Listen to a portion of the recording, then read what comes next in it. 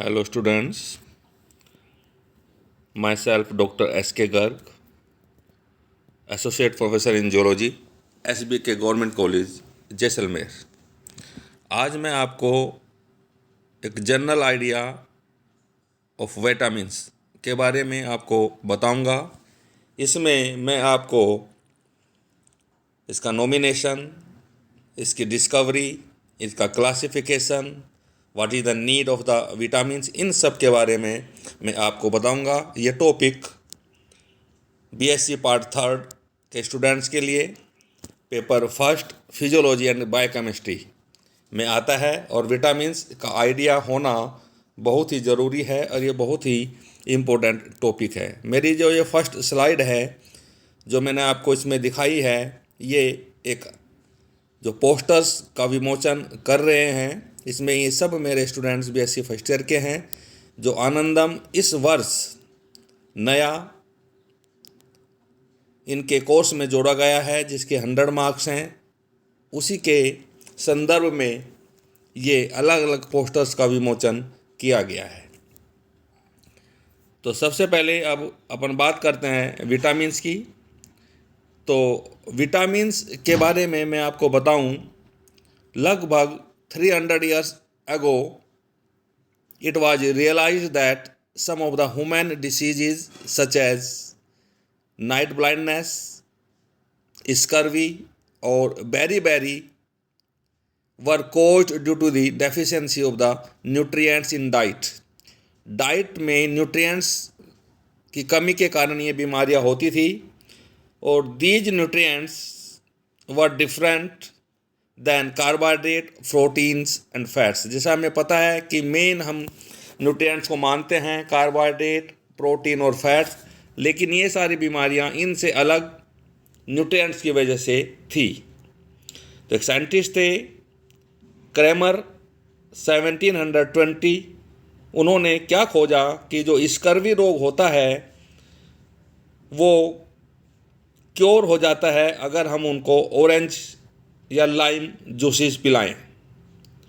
दूसरे इसी प्रकार से एक साइंटिस्ट थे जेम्स लिंड 1753, उन्होंने स्कर्वी रोग को सिट्रस फ्रूट से रिकवर किया।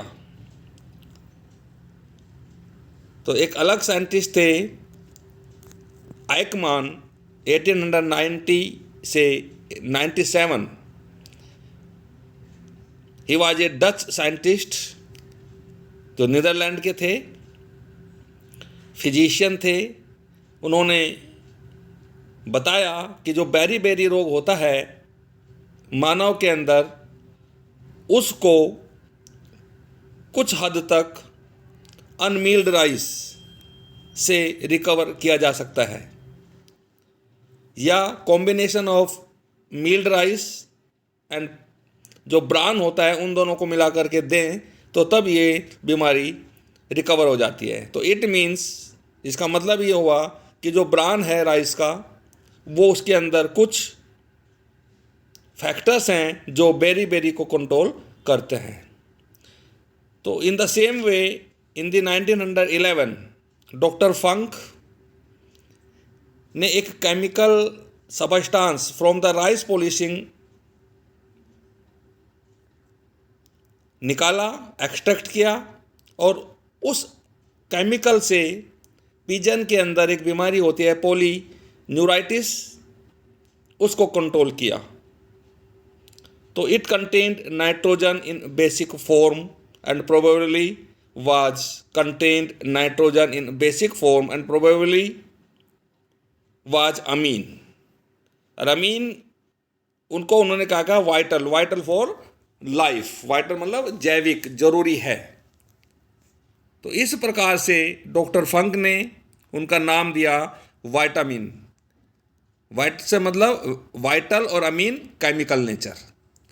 लेकिन बाद में it was found that not all such substances were amine, वो सारे के सारे अमीन नहीं थे, इसलिए उन्होंने बाद में इसको मॉडिफाइड करके इसका नाम कर दिया विटामिन। विटामिन की जगह विटामिन कर दिया, ई को रिप्लेस कर दिया। तो the common feature about all vitamin is that they are all organic substances. जितने भी विटामिन होते हैं वो सारे के सारे ऑर्गेनिक इन नेचर होते हैं, फूड में पाए जाते हैं स्मॉल क्वांटिटी में, और they are all essential for growth and development. वो ग्रोथ के लिए बहुत ही ज़रूरी होते हैं और उनकी कमी में कोई ना कोई बीमारी हो जाती है। और vitamin are differ from hormones, ये हार्मोन से अलग होते हैं क्योंकि विटामिन्स को हम डाइट के द्वारा बाहर से देते हैं, और जबकि हार्मोन्स जो होते हैं they are produced inside the body by the endocrine glands. ये आपको क्लियर होना चाहिए बिल्कुल यहाँ पर। और most vitamins and hormones are involve in affecting the enzyme activity directly और इनडायरेक्टली। जितने भी विटामिन्स और हार्मोन्स हैं वो एंजाइम की एक्टिविटी को सीधे तौर पर या इनडायरेक्ट वे पर उनको प्रभावित करते हैं। Say for example several vitamins are incorporated as coenzyme और प्रोस्टैटिक ग्रुप ऑफ एंजाइम्स। यहाँ पर मेरे को ये बताना बहुत ज़रूरी है कि जितने भी एंजाइम्स होते हैं वो मोस्टली प्रोटीन्स इन नेचर होते हैं। द प्रोटीन एंजाइम में फंक्शन डायरेक्टली, वो अपना काम डायरेक्ट करते हैं without the any assistance of any chemical.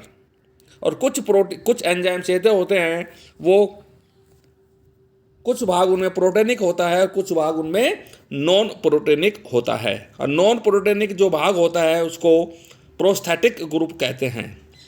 क्या कहते हैं?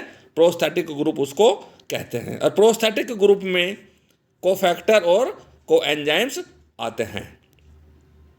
तो द प्रोटीनिक पार्ट जो उस एंजाइम का होता है उसको एपो एंजाइम कहते हैं।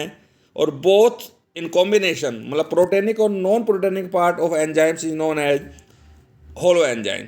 ये मैंने यहाँ पर इक्वेशन के माध्यम से दिखाया है। Apo enzyme that is the proteinic part और cofactor that is the non proteinic part, और दोनों मिलाकर के होलो एंजाइम और दैट इज एक्टिव एंजाइम्स। तो some inorganic element as cofactor and the enzymes which they are associated, मैंने यहाँ पे बताए हैं कोफैक्टर ये इनऑर्गेनिक नेचर होते हैं। Copper ions, potassium ions, nickel ions, magnesium ions और जिंक आयंस। इसी प्रकार से कुछ कोएंजाइम्स होते हैं, coenzyme A, FAD, NAD, thiamine pyrophosphate जिसको शॉर्ट में TPP बोलते हैं। और इनका सोर्स क्या है? सोर्स इन मैमल्स में है राइबोफ्लेविन, नायासिन और ये थायामीन। ये सब B1 विटामिन होता है, B3 होते हैं, B2 होते हैं, उनसे ये सब प्राप्त होते हैं।